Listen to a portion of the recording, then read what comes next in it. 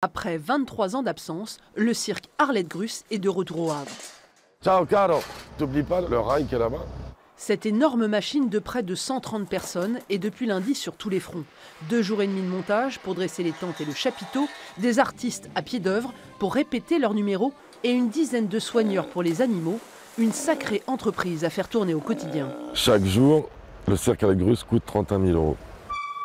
On a à peu près 1,6 km de convoi, ce qui représente 55 gros poids lourds. Ensuite, il y a tous les animaux, il y a toutes les caravanes des artistes. Oui, c'est quelque chose d'assez impressionnant. Impressionnante aussi la partie création de ce spectacle vivant. Une quinzaine de numéros chaque année différents, proposés pendant 2 heures de représentation. Depuis 34 ans, c'est ce qui séduit le public, mais les investissements sont à la mesure de la qualité du spectacle. Dans une création, il faut penser à la lumière. Il peut y avoir des achats de projecteurs qui vont jusqu'à des 3, 4, 500 000 €, vous voyez à peu près. On fabrique de 100 à 180 costumes pour un spectacle. Là, c'est encore une fois 200 300 000 € de costumes. Et ensuite, on ne peut pas faire de cirque sans musique.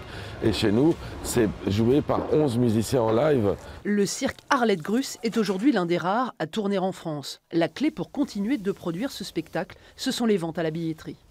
On n'a aucune subvention, bien sûr. Les seules subventions, c'est notre public. Si on n'a pas de public, le cirque s'arrête et puis voilà, c'est fini, quoi.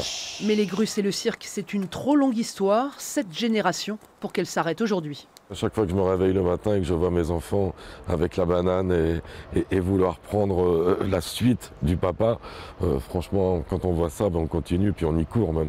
Première représentation au Havre ce soir à 19 h 30. Les artistes se produiront jusqu'à dimanche.